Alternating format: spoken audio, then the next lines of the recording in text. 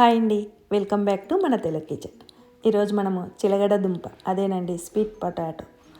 దీన్ని కొంతమంది గంజిగడ్డ అని కూడా అంటారు.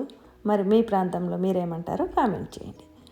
మనం మామూలుగా నీళ్ళల్లో ఉడికించడమో లేదంటే దాన్ని మరి కొద్దిగా ఒక టీ గ్లాసు నీళ్లు పోసి ఉడికిస్తుంటారు. అలా కాకుండా సేమ్ మనం ఇడ్లీని ఎలా స్టీమ్ చేసుకుంటామో అదే ప్రాసెస్లో ఇక్కడ చిలగడ దుంపను మనము స్టీమ్ చేసుకుంటాం. అడుగు పాత్రలో మనం ఇడ్లీ ప్లేట్ ఉంటుంది కదా, స్టాండ్ అడుగున మనం కావలసిన స్వీట్ పొటాటో తీసుకొని, అది మీడియం సైజ్ తీసుకోండి. అలా పీసెస్గా కట్ చేసుకొని ఒక్కొక్క దాంట్లో రెండు పీసులైనా పెట్టుకోవచ్చు. కాకపోతే మనము పైన పెట్టే ప్లేటు బాగా కూర్చొనే విధంగా సెట్ చేసుకోవడమే. ఇక పైన అవసరాన్ని బట్టి మీరు ఇడ్లీలు పెట్టుకోండి.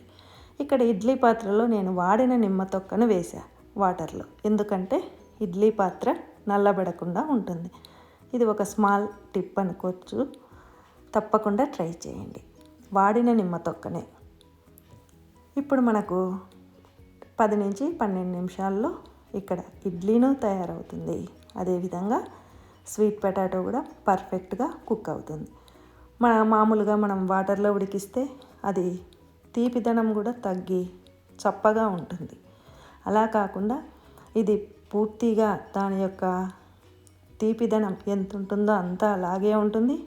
విటమిన్స్ ఏమీ మనకు పోవు, టేస్టీగా ఉంటుంది. లేయర్ కూడా పైది పల్చగా మనకు వచ్చేస్తుంది. ఇదే పద్ధతిలో మీరు ఆలుగడ్డను కానీ లేదంటే స్వీట్ కార్న్ కానీ ఇవి కూడా స్టీమ్ చేసుకోవచ్చు. తప్పకుండా ఈ పద్ధతి ఉపయోగించండి. 100% అందరికీ ఉపయోగపడుతుంది.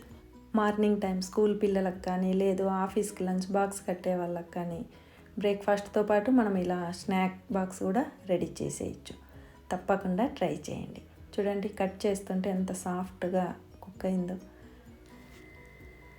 ఇలా మనము ఈ స్టీమ్ మెథడ్లో తక్కువ టైంలోనే 2 రకాలుగా మనము ఒకే టైంలో ఈజీగా చేసుకోవచ్చు.